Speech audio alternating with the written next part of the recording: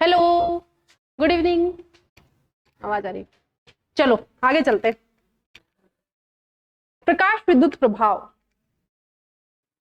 प्रकाश विद्युत प्रभाव लिख लिया करो, ऊपर लिख लो।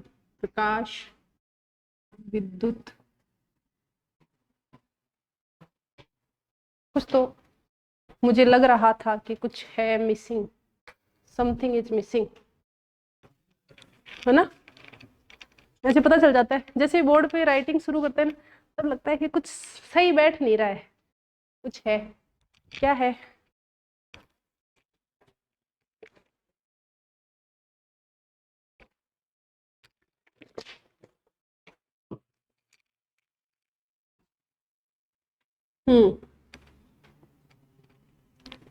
चलिए, प्रकाश विद्युत प्रभाव। ईयर चल रहे हैं 1887। वैज्ञानिक है हर्ट्ज, हेनरी हर्ट्ज, जिनके नाम पे फ्रीक्वेंसी की यूनिट है। वैज्ञानिक है हेनरी हर्ट्ज। क्या कर रहे हैं? एक्सपेरिमेंट कर रहे हैं। विद्युत चुंबकीय तरंगों के अस्तित्व को स्वीकार कर रहे हैं थोड़े दिनों बाद, और विद्युत चुंबकीय तरंगों के अस्तित्व को स्वीकार कर रहे हैं तो फोटो इलेक्ट्रिक इफेक्ट को भी देख रहे हैं, लेकिन कुछ ज्यादा समझ नहीं पा रहे। फिर थोड़े दिनों बाद वैज्ञानिक आए हैं होलवास और लेनार्ड। होलवास और लेनार्ड, और इन्होंने एक्सपेरिमेंटली,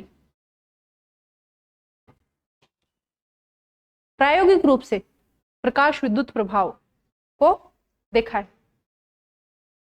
सबसे पहले किसने समझाया था प्रकाश विद्युत प्रभाव को? सबसे पहले किसने समझाया था? आइंस्टीन ने 1905 1905 में प्रकाश विद्युत को प्रभाव को समझाया।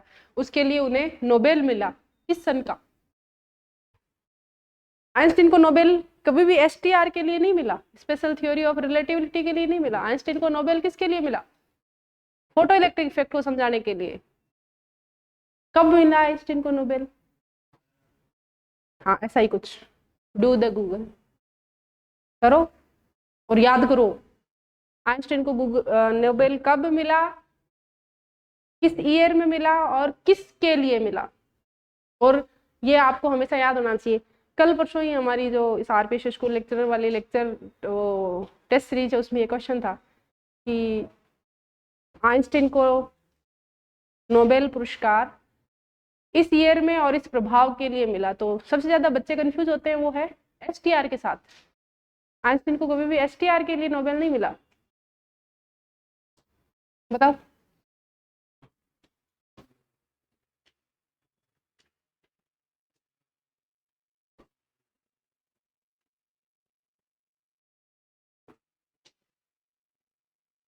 Photo electric effect. तो याद रखोगे अब आगे से, आइंस्टीन गॉट नोबेल प्राइज किसको एक्सप्लेन करने के लिए? फोटो इलेक्ट्रिक इफेक्ट को एक्सप्लेन करने के लिए।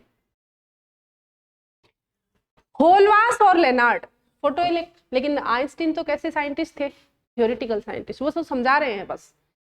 एक्सपेरिमेंटली काम कौन कर रहा है? ये दोनों कर रहे हैं। इन्होंने क्या किया? धातु की एक प्लेट ले ली, सामने भी धातु की एक प्लेट है, एक पे पॉजिटिव वोल्टेज और एक पे नेगेटिव। तो एक एनोड का काम कर रही है और एक कैथोड का। इसको एक क्वार्ट्ज ट्यूब में बंद कर लिया और इधर से छोटे से छेद के थ्रू इस पे क्या डाल रहे हैं? लाइट डाल रहे हैं, अल्ट्रावायलेट रेज।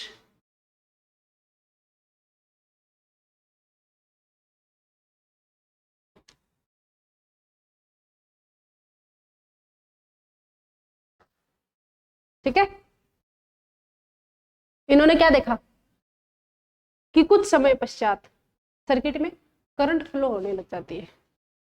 किसकी वजह से? यहां से हमने जब लाइट डाली तो कुछ इलेक्ट्रॉन्स इस लाइट को एब्जॉर्ब करके धातु की पृष्ठ से बाहर निकल गए, और सफिशिएंट वोल्टेज अगर बाहर से लगाओ तो वो इलेक्ट्रॉन यहां से यहां मूव करने के लिए काइनेटिक एनर्जी गेन कर लेते हैं, तो वो यहां पहुंच जाते हैं। इस वजह से सर्किट पूरा हो गया। सर्किट पूरा हो गया तो सर्किट में हमें क्या दिखाई देने लग गई? करंट दिखाई देने लग गई, आई। उस धारा को क्या बोलते हैं? Photo electric current. इस प्रभाव को क्या बोलते हैं? प्रकाश विद्युत प्रभाव।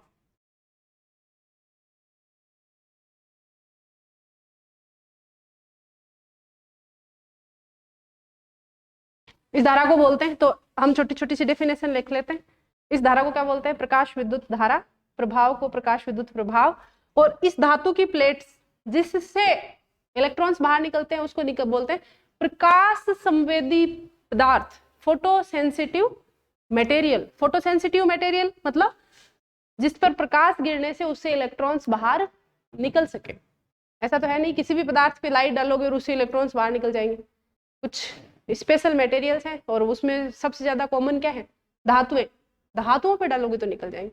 तो इस पदार्थ को क्या बोलते हैं? Photo sensitive material. तो छोटा सा लिख लेते हैं, लिखो।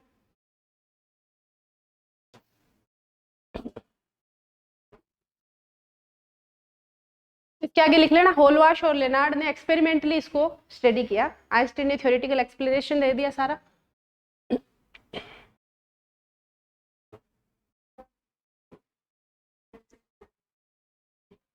ये डायग्राम बना लेना।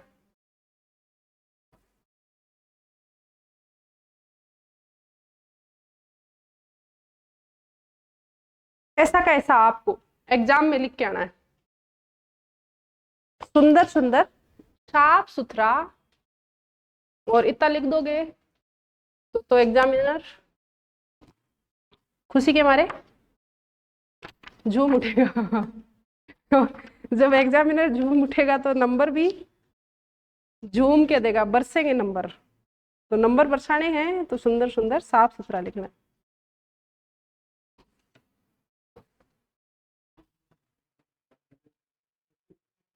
है।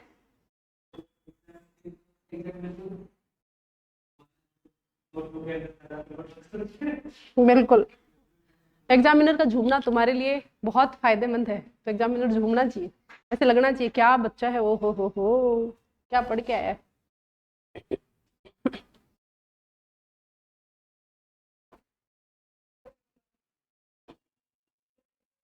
लिखे, डेफिनेशन लिखे, लिखो।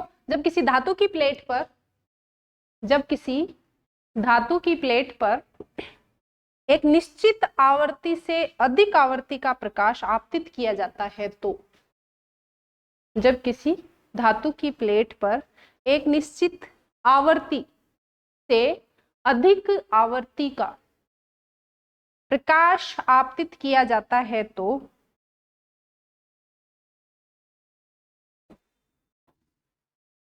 धातु की पृष्ठ से इलेक्ट्रॉनों का उत्सर्जन होता है। धातु की पृष्ठ से इलेक्ट्रॉनों का उत्सर्जन होता है।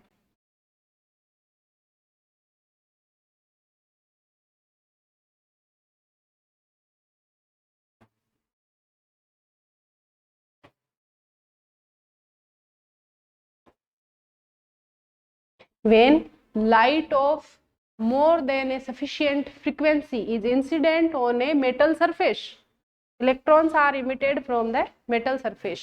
This phenomena is known as the photoelectric effect. ये घटना प्रकाश विद्युत प्रभाव कहलाती है। यह घटना प्रकाश विद्युत प्रभाव कहलाती है। इस प्रकार प्राप्त इलेक्ट्रॉनों को प्रकाश विद्युत इलेक्ट्रॉन, फोटो इलेक्ट्रॉन, प्रकाश इलेक्ट्रॉन क्या बोलते हैं? Photo electron. इस प्रकार प्राप्त इलेक्ट्रॉनों को प्रकाश इलेक्ट्रॉन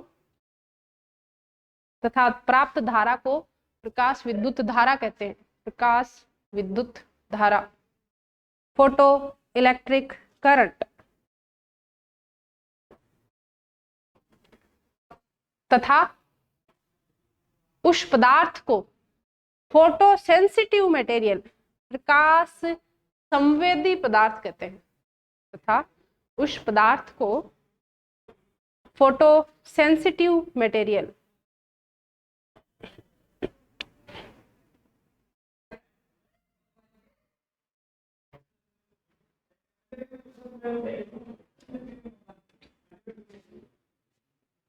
मेन हेडिंग डालते हैं experimental results of photo electric effect.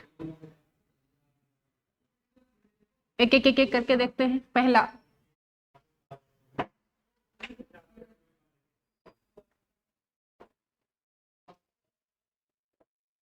एक फिक्स आवर्ती से अधिक आवर्ती का प्रकाश अगर मटेरियल पे डाला जाए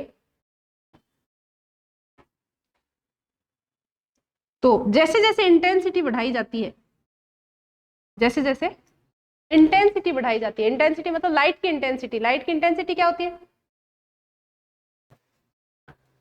लाइट की इंटेंसिटी मतलब number of photons per unit area per second, यही इंटेंसिटी है। तो per unit area per second अगर फोटॉन्स का नंबर बढ़ाया जाए, यही तो इंटेंसिटी है। तो इधर लिखेंगे intensity of light, intensity of light. प्रकाश की तीव्रता, प्रकाश की तीव्रता अगर बढ़ाई जाए तो धारा क्या होती है? प्रोपोर्शनली बढ़ती है। कैसे बढ़ती है? प्रोपोर्शनली बढ़ती है। ग्राफ कैसा आता है? ठीक है। एक फिक्स आवर्ती से अधिक, जिस फिक्स आवर्ती को भी हम डिफाइन करेंगे क्या बोलते हैं? देहली आवर्ती से अधिक आवर्ती का प्रकाश डालते हैं और उसकी इंटेंसिटी बढ़ाई जाए तो करंट क्या होती है? लगातार बढ़ती चली जाती है। जितना ज्यादा आप इंटेंसिटी डालोगे, इंटेंसिटी का मतलब number of photons per unit time पर यूनिट एरिया, जितने ज्यादा डालोगे उतनी ज्यादा करंट फ्लो होगी। तो पहला परिणाम ये है, पहला रिजल्ट ये है। तो पहला परिणाम लिख लो, बहुत ही साफ शब्दों में लिखो।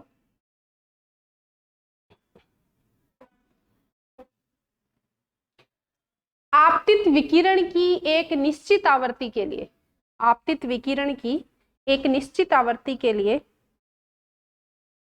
आपतित विकिरण की एक निश्चित आवृत्ति के लिए प्रकाश विद्युत धारा, इधर क्या है ये? I for current, photo electric current. प्रकाश विद्युत धारा आपतित प्रकाश की तीव्रता के समानुपाती होती है, आपतित प्रकाश की तीव्रता के समानुपाती होती है। For a sufficient incident frequency the photoelectric current is proportional to the intensity of light। ठीक है, पहला। दूसरा, सेकंड पे आते हैं। आई क्या है? Proportional to intensity. पहला ये है तीव्रता के, तीव्रता किसकी तीव्रता? प्रकाश की तीव्रता, लाइट की तीव्रता। ठीक है। दूसरा,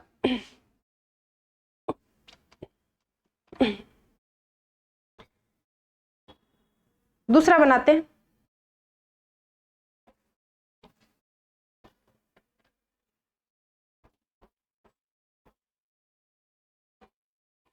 दूसरा लिखो देहली आवर्ती, देहली आवर्ती।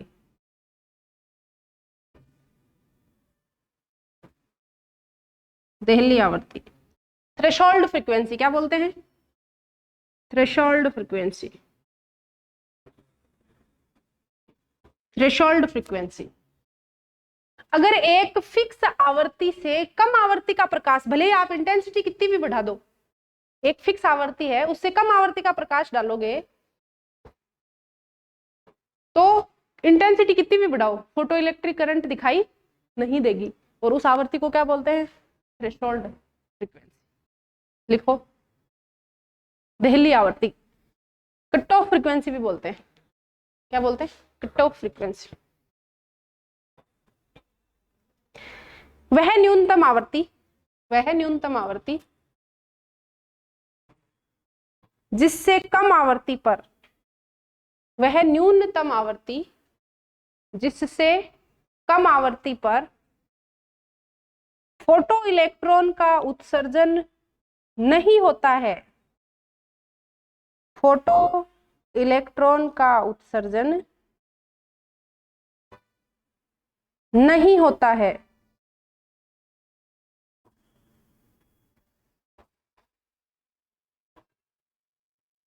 फोटो इलेक्ट्रॉन का उत्सर्जन नहीं होता है, चाहे आपतित प्रकाश की तीव्रता कितनी भी क्यों ना बढ़ा दी जाए, चाहे आपतित प्रकाश की तीव्रता कितनी भी क्यों ना बढ़ा दी जाए,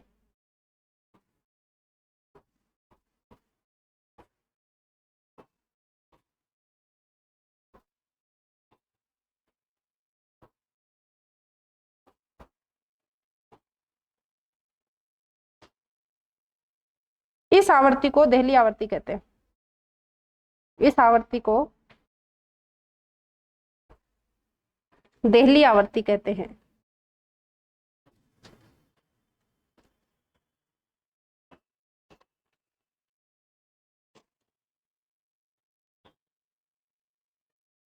ठीक है, अब तीसरा पॉइंट लिखते हैं, निरोधी विभव। क्या होता है? निरोधी विभव।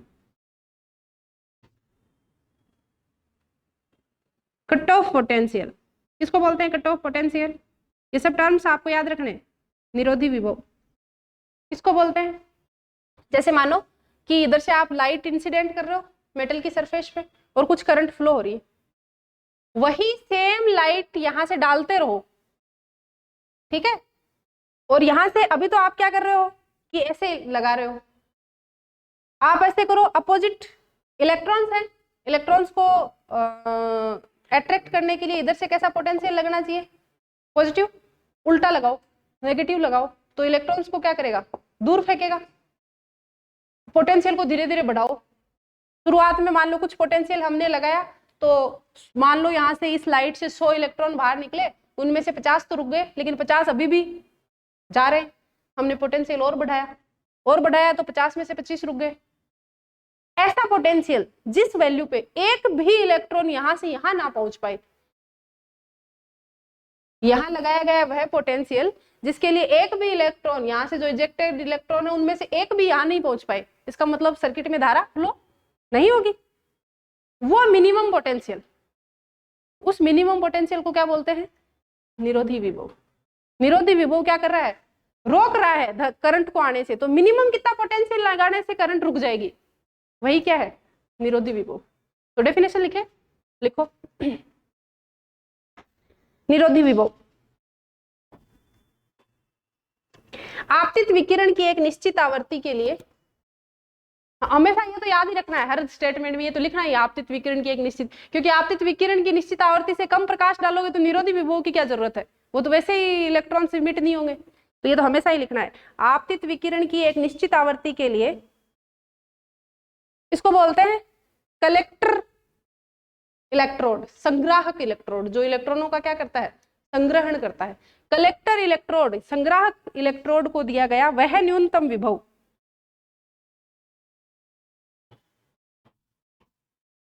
कलेक्टर इलेक्ट्रोड को दिया गया वह न्यूनतम विभव, और ब्रैकेट में क्या लिखोगे? कैसा दोगे? ऋण विभव। कैसा दोगे? ऋण विभव, नेगेटिव विभव, नेगेटिव पोटेंशियल। इसको सिंबल जो काम में लेते हैं वो होता है V0।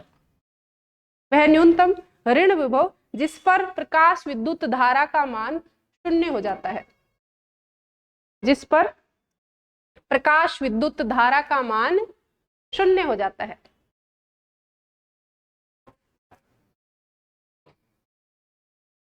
निरोधी विभव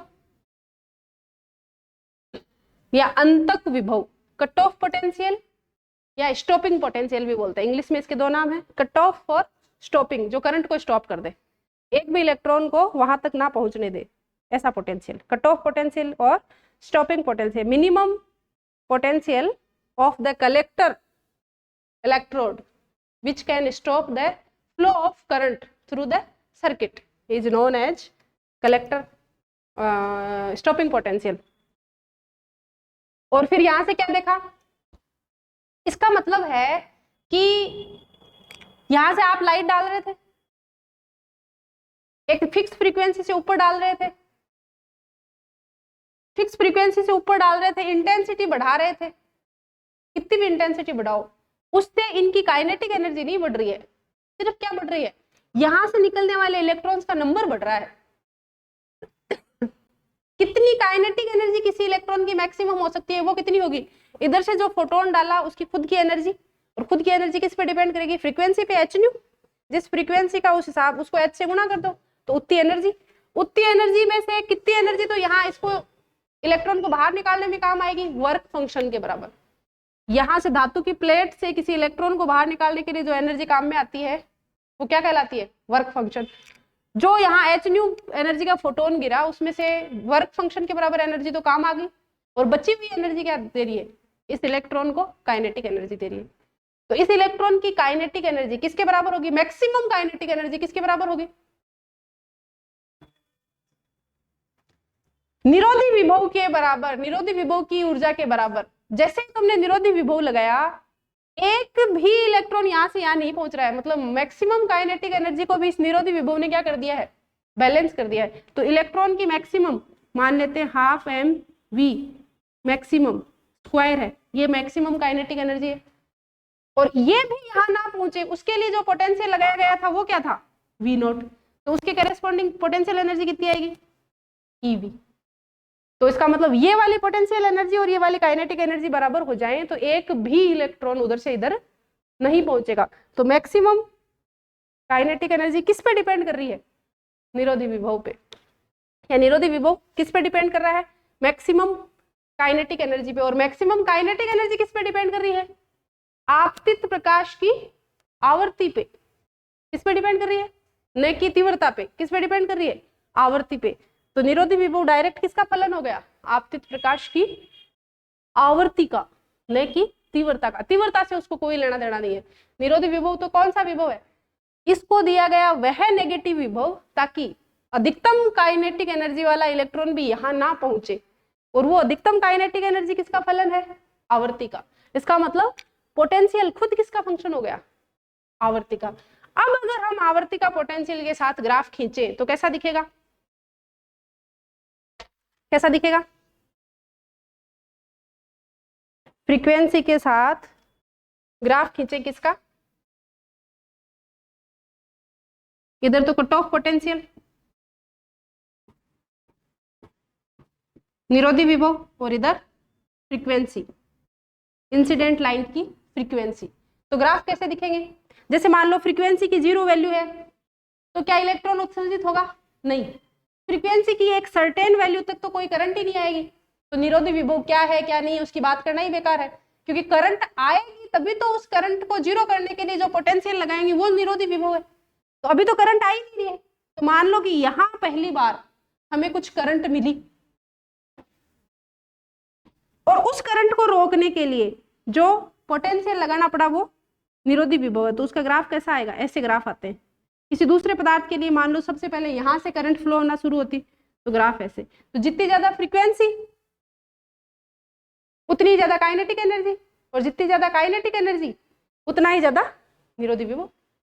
तो न्यू और वी नॉट ये तो निरोधी विभव है और ये फ्रीक्वेंसी न्यू है, ये एक दूसरे के क्या है, प्रोपोर्शनल है। लेकिन एक फिक्स फ्रीक्वेंसी के बाद, पहले नहीं, पहले तो कुछ पता ही नहीं है, पहले तो करंट ही नहीं है। अब इलेक्ट्रॉन को मिलने वाली अधिकतम काइनेटिक एनर्जी किसके बराबर होगी, उधर से जो एनर्जी हमने डाली। मान लो कि न्यू फ्रीक्वेंसी का प्रकाश था तो कितनी एनर्जी होगी फोटोन की, एच न्यू। इसमें से वर्क फंक्शन घटा लो, क्योंकि इलेक्ट्रॉन को धातु की सरफेस से निकालने के लिए भी तो कुछ ऊर्जा लगी, वो तो चली गई, उसको हम क्या बोलते हैं, वर्क फंक्शन। बची हुई जो ऊर्जा है वो क्या देगी धातु को, वो क्या देगी इलेक्ट्रॉन को, काइनेटिक एनर्जी देगी। तो अगर किसी सेम फ्रीक्वेंसी की लाइट आप दो अलग अलग धातुओं पे डालोगे तो जिसका वर्क फंक्शन ज्यादा होगा उसके करेस्पॉन्डिंग इलेक्ट्रॉन्स की काइनेटिक एनर्जी क्या हो जाएगी, कम होगा, उनके काइनेटिक एनर्जी क्या हो जाएगी, ज्यादा हो जाएगी। तो ये आपको रिलेशन याद रखने, ठीक है। ये हमने दो धातुओं के लिए खींचे। मान लो ये किसी एक धातु के लिए मेटल ए, ये किसी दूसरे धातु के लिए है मेटल बी।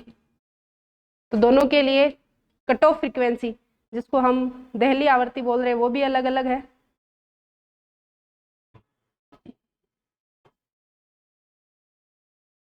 इस सरल रेखा का समीकरण लिख सकते हो क्या, इस वाली का, ये सरल रेखा है और सरल रेखा का समीकरण क्या होता है, y बराबर mx प्लस सी।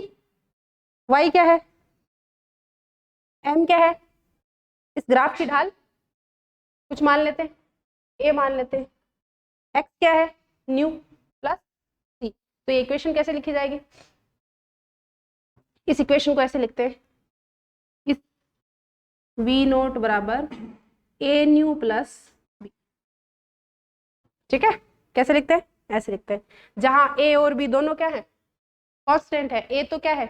इस ग्राफ की ढाल है, स्लोप है, और बी क्या है? इंटरसेप्ट। ठीक है, कितना होगा इंटरसेप्ट? इस केस में इंटरसेप्ट कितना होगा? वाई एक्सिस पे काटा गया अंतःखंड है, उसको पीछे की तरफ बढ़ाएं, ये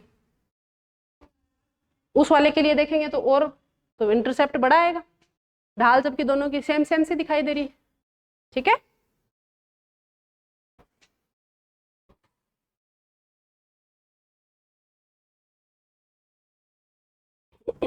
तो इनमें से ए और बी में से जो दो कांस्टेंट आपको यहाँ पे दिखाई दे रहे हैं, कौन सा पदार्थ की प्रकृति पे निर्भर कर रहा है और कौन सा नहीं कर रहा है?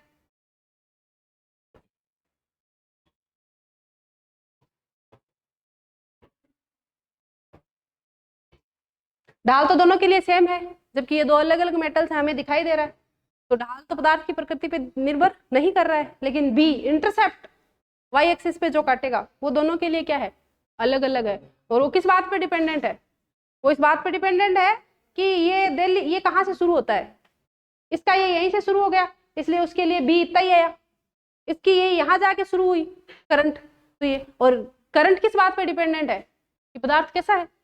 हो सकता है कि सोडियम से जल्दी इलेक्ट्रॉन निकल जाए, जिंक से बाद में निकले, ये धातुओं पे डिपेंडेंट है। क्या कौन सा धातु आप लेते हो, तो वो किस पे डिपेंडेंट है? उसकी देली आवृत्ति पे।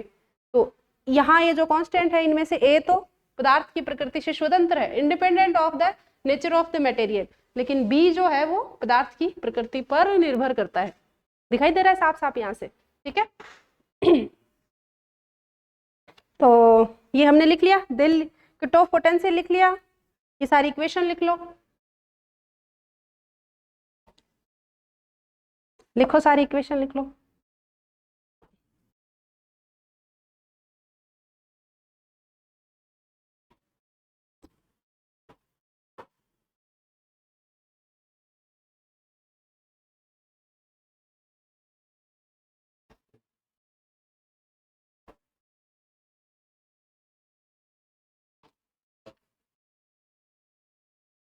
तीन पॉइंट हो गए, चौथा पॉइंट लिखें, फोर्थ और लास्ट पॉइंट। तीन पॉइंट हो गए, पहला I proportional to intensity, current धारा के प्रोपोर्शनल है, दिल्ली आवर्ती मटेरियल पे डिपेंडेंट है, जिससे नीचे तो करंट फ्लो नहीं होगी, ऊपर करंट फ्लो होगी। और तीसरा है स्टॉपिंग पोटेंशियल। ठीक है, लास्ट पॉइंट लिखो, फोर्थ। लास्ट पॉइंट में बात करते हैं टाइम लैग की। जैसे ही धातु पर लाइट गिरी वैसे ही इलेक्ट्रॉन निकल जाते हैं, उनके बीच में जो टाइम लैग है, मतलब क्या बोलते हैं, समय, हाँ ऐसा ही कुछ बोलते हैं, समय पश्चता, वो कुछ भी नहीं होता है, लगभग जीरो है। ऐसे कुछ ऑर्डर का तो होता है 10⁻⁹ सेकेंड ऐसा, हाँ से 8-9 का, लेकिन वो बहुत ही कम है। तो हम मानते हैं कि हमें लगता है कि जैसे इधर से लाइट डाली वैसे इधर से इलेक्ट्रॉन बाहर निकल गए। तो लिखो, इसका मतलब प्रकाश विद्युत प्रभाव क्या है? एक तात्क्षणिक प्रक्रिया है, यूं लाइट डालो यूं करंट बाहर आए या इलेक्ट्रॉन्स बाहर आएंगे। प्रकाश विद्युत प्रभाव एक तात्क्षणिक प्रक्रिया है। प्रकाश विद्युत प्रभाव एक तात्क्षणिक प्रक्रिया है।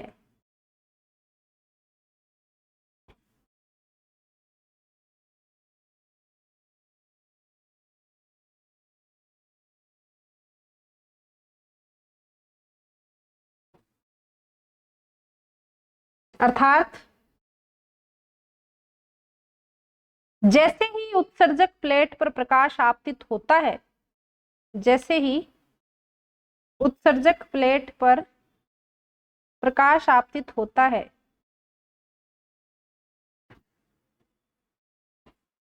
वैसे ही बिना टाइम लैग काल पश्चता, वैसे ही बिना टाइम लैग के प्रकाश विद्युत धारा प्रवाहित होने लगती है।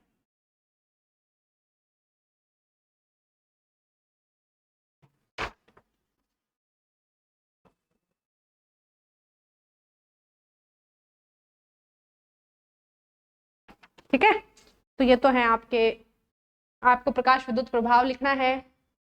तो प्रकाश विद्युत प्रभाव की परिभाषाएं लिखने के बाद ये 4 एक्सपेरिमेंटल फीचर्स आपको लिखने हैं एज इट इज। ठीक है, हाँ।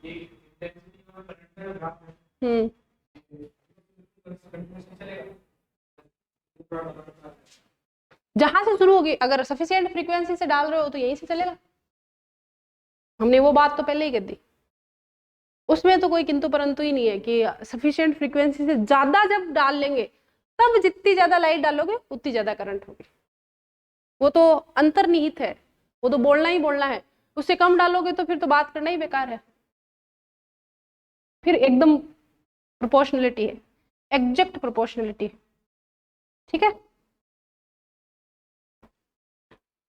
चलो तो हेडिंग डालते हैं, photo electric effect and wave theory of light. Photo electric effect, प्रकाश विद्युत प्रभाव तथा प्रकाश का तरंग सिद्धांत। प्रकाश विद्युत प्रभाव तथा प्रकाश का तरंग सिद्धांत।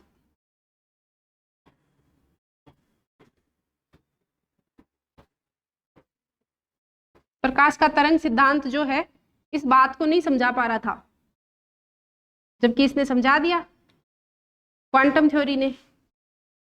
तरंग सिद्धांत क्या कह रहा था कि एनर्जी जो है वो वेव फ्रंट्स के रूप में आ रही है, और एक वेव फ्रंट है वो धातु की सतह पे जितने सारे इलेक्ट्रॉन्स हैं उनको सबको इक्वली डिस्ट्रीब्यूट हो रही है। जो एनर्जी आई, टोटल एनर्जी मान लो कुछ डालते हैं तो वो सभी इलेक्ट्रॉन्स में कैसे हो रही है, इक्वली डिस्ट्रीब्यूट हो रही है। तो हर इलेक्ट्रॉन को कितनी एनर्जी मिली, total energy divided by total number of electrons.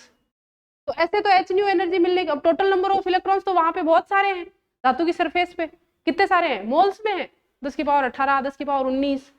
1 metre cube में हमने देखा है धातु की 1 मीटर क्यूब की सरफेस हो तो कितने थे, 10 की पावर 28 पर मीटर क्यूब। तो सरफेस छोटी भी ले लो, ये भी ले लो 1 सेंटीमीटर क्यूब की, 5 सेंटीमीटर क्यूब की, तो भी 10 की पावर 18, 19 इतने होंगे। तो जो वेव फ्रंट के रूप में जो एनर्जी आई वो तो एच न्यू मान लो तुम इलेक्ट्रॉन वोल्ट में लेते हो, डिवाइडेड बाई 10 की पावर 19। तो एक इलेक्ट्रॉन को कितनी सी एनर्जी गेन हुई, कुछ भी नहीं हुई। वो तो उसके वर्क फंक्शन से भी बहुत कम है, कैसे बाहर निकलेगा, वर्क फंक्शन ही इलेक्ट्रॉन वोल्ट में है, तो ये तो बहुत कम हो गई, तो वो इलेक्ट्रॉन बाहर निकलेगा ही नहीं। फिर क्वांटम ने कहा कि नहीं ऐसा नहीं हो रहा है, वो कंटिन्यूअसली डिस्ट्रीब्यूट नहीं हो रही है, पूरा का पूरा पैकेट किसी एक को जाएगा।